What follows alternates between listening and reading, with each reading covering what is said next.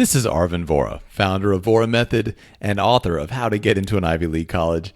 In this video, we're going to talk about it's hard to tell if it's a myth or the truth, honestly, the idea that Eskimos have 50 or 100 or 200 words for snow.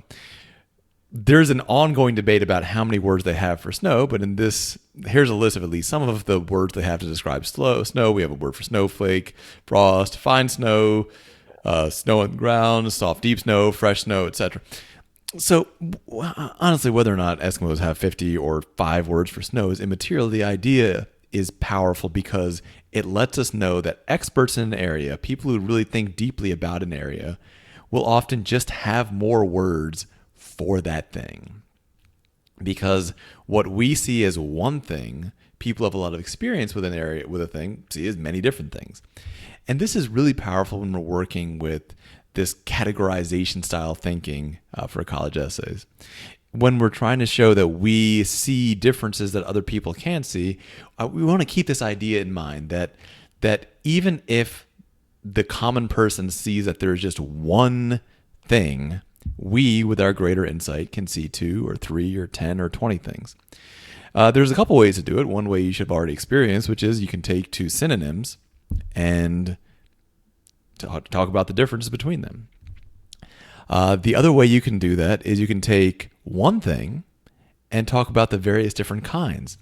And this is going to be especially useful when you're doing introspection, when you're talking about emotions, for example, where the average person will say that there's an emotion of anger. You might say anger is really 25 different emotions, and here are the different types of anger. What this will enable you to do is write very seemingly insightful and very surprising sentences where you might say, let's say we're talking about anger. You might say, this wasn't the type of anger that you feel when somebody has taken something from you. Rather, this is the type of anger that you feel when someone has stated something incorrect or something like that. Now, because you've subdivided the idea of anger, which is usually seen as just one thing, into these multiple different things and then compared them and, said it's not this, but it is this, you put a reversal in there, it really, really looks super insightful when you do it. So you've already done the synonyms work, the idea of finding differences between synonyms.